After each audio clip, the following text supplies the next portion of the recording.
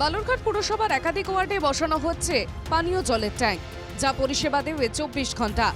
7 নম্বর ওয়ার্ডে এই প্রকল্পের কাজ করতে গিয়ে বিতর্কে জড়িয়েছেন স্থানীয় কাউন্সিলর।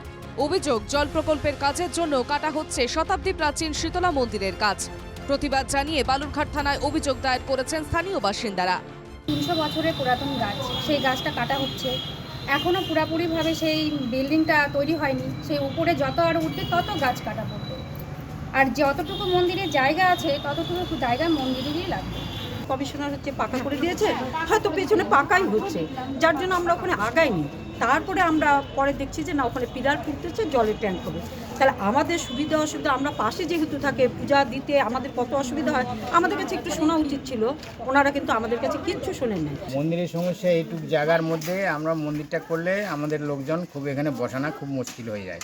আর পূজার টাইমে আমরা যত লোক আসে এখানে, প্রচুর লোক হয়, এখানে জায়গা দিতে পারি না। এর উপর চোটপাট দেখাচ্ছে এরা, পার্টির ছেলেপেলেরা। আলোচনা করেই সিদ্ধান্ত নেওয়া হয়েছে, দাবি কাউন্সিলরের। মানে আমি ওয়ার্ডটাকে সাজাতে চাচ্ছি। এতদিন ধরে এই ওয়ার্ডে কিছুই নেই, একটা কমিউনিটি হলও পর্যন্ত নেই। সেখানে আমি ওয়ার্ডটাকে সাজাতে চাচ্ছি পাড়ার সবার সহযোগিতা নিয়ে, সবার অনুমতি নিয়ে। সেখানে কিছু সংখ্যক লোক এরকম বিরোধিতা করছে। বাসিন্দাদের মতে জলের ট্যাঙ্ক তিনবারের জন্য অন্য জায়গা বেছে নিক পুরসভা। দক্ষিণ দিনাজপুর থেকে সন্তু দাসের রিপোর্ট, NKTV বাংলা।